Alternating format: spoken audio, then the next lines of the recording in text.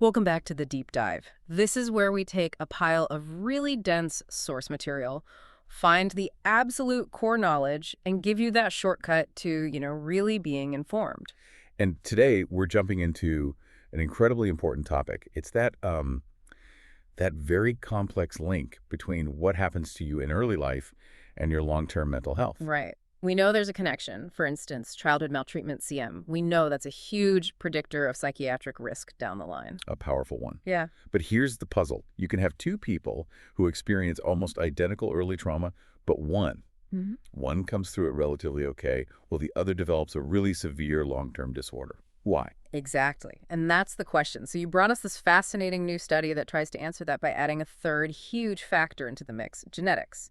So our mission for this deep dive is to cut through all the jargon and pull out the specific genetic profiles that might sort of preload a person, making them more susceptible to the harm from that CM exposure. We're looking for the genetic signals that predict, well, an environmental vulnerability. It's a subtle but really important distinction. Okay, so how did they even begin to look for that? What were the tools? The main tool they used is something called a polygenic score, or PGS. Right, a PGS. And it's really important for you to think of a PGS not as, a single gene for something. It's not that simple. Kind of like a gene for brown hair or something. Exactly not. It's more of a composite risk score. It looks at thousands of tiny genetic variations across your entire genome and adds up their tiny little contributions to estimate your predisposition for a complex trait. A trait like depression, for example. Like depression, yes. Or in this case, even traits that influence your behavior and environment, like, say, educational attainment. And this study didn't just look at one or two things. They used, 13 different PGSs? 13. It was comprehensive. They covered everything from core psychiatric disorders, schizophrenia, bipolar disorder, all the way to substance use, and yes, those behavioral phenotypes like educational attainment. And they applied this whole battery of genetic data to a really big group of people. A massive group. This was the IPSYCH case cohort study in Denmark. And you have to appreciate the scale here. We're talking about over 102,000 individuals. Wow. All aged between 8 and 35. And from that huge pool, they zeroed in on about 2,200 individuals who had confirmed exposure to CM. And the key analysis was comparing those exposed people across 5 specific psychiatric outcomes. That's right. ADHD, autism, schizophrenia, bipolar disorder, and depression. They were looking for a common thread, a shared genetic signature that linked CM risk across all 5 of those very different diagnoses. Okay, so let's unpack this. The goal of finding one single genetic signature that predicts risk across 5 completely different conditions. I mean, that sounds like looking for a needle in a haystack. It absolutely does. Yeah. But the findings were, they were surprisingly specific. So what were they? What were the PGSs that emerged as these, universal predictors across the board? Well, this is where it gets really fascinating. The study pointed straight to 2 specific polygenic scores. 2 that consistently signaled a higher chance of CM exposure, no matter which of the 5 psychiatric conditions they were looking at. And they were. The PGS for ADHD, and, maybe more surprisingly, the PGS for lower educational attainment. Hold on. A genetic predisposition for traits linked to ADHD, and a genetic profile that predicts lower academic achievement.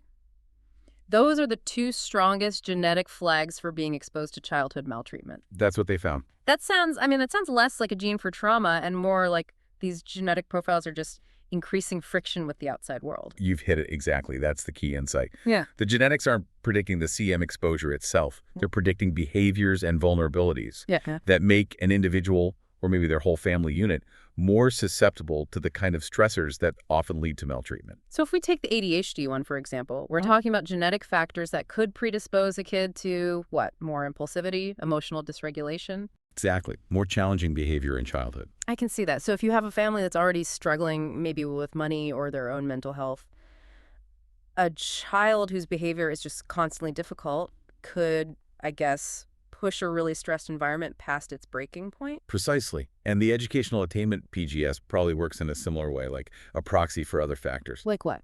Well, a genetic predisposition for lower educational attainment can correlate with, subtle cognitive differences that can influence socioeconomic status and, critically, parental resources and stability. So a lower score might just indicate fewer resources, fewer coping strategies to buffer the family when things get really tough. and that indirectly raises the child's risk. These genetic scores are basically painting a picture of environmental vulnerability. Okay, so let's look at the actual data. How did they use these scores to prove this idea of risks stratification? They grouped everyone into 4 buckets, or quartiles, based on their PGS scores. From Q1, the lowest genetic risk, up to Q4, the highest. And what they found was that the absolute risk of being exposed to CM just went up and up across those groups. It was a consistent ladder. Let's make that real for everyone listening. Use the ADHD example, since it was such a strong signal. If you take someone in that bottom Q1 group and compare them to someone in the top Q4 group, what's the actual difference in their risk? The difference was pretty stark. For individuals in that highest risk quartile, Q4, for the ADHD score, their absolute risk of CM exposure was 5.6%. Okay, 5.6%. And the lowest risk group? In the lowest quartile, Q1, the risk was much lower, only 3.3%. That's a huge difference. It's almost double the risk just based on the genetic hand you were dealt. It is.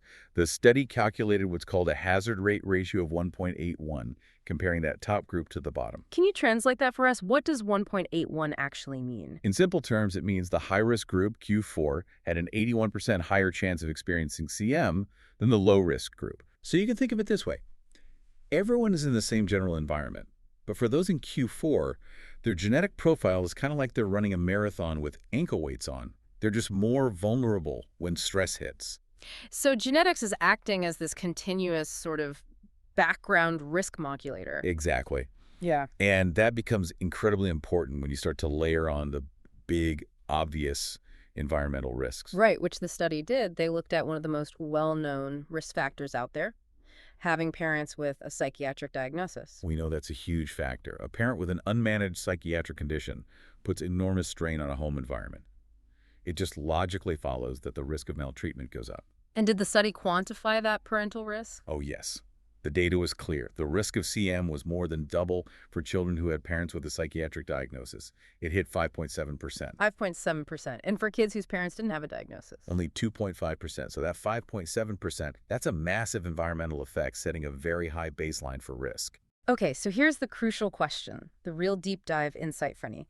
If you take that 5.7% group, the kids who are already at high risk because of their parents, do their own genetics still matter? Shouldn't that huge environmental factor just wash everything else out?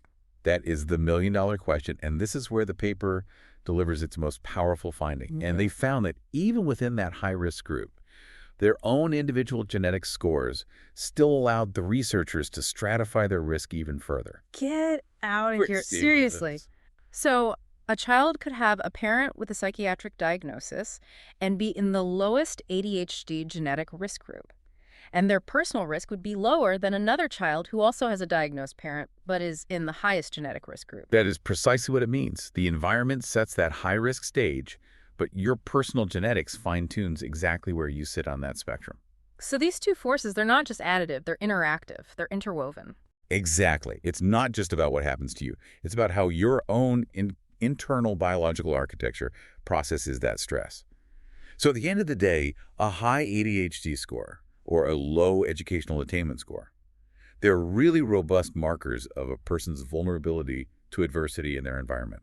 That completely reframes the whole conversation. It's not just about identifying risk factors, it's about modulating risk. It suggests genetics isn't just about predicting a disease, but maybe predicting an individual's resilience or lack of it to what life throws at them. Okay, let's pivot now to what was, for me, one of the most unexpected puts of the study, the sex-specific analysis.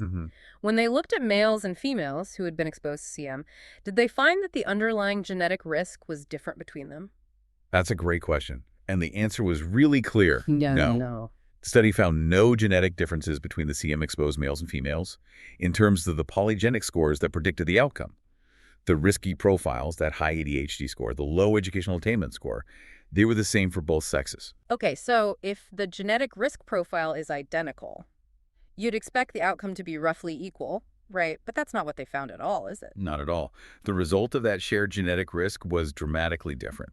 They found what they called striking sex differences in the absolute CM risk. This is where it gets wild. This is where you see a really potent gene-by-environment interaction, and it's being driven by sex. So let's go back to that strongest predictor, the highest risk group, Q4, for the ADHD PGS. You said the overall risk for that group was 5.6%.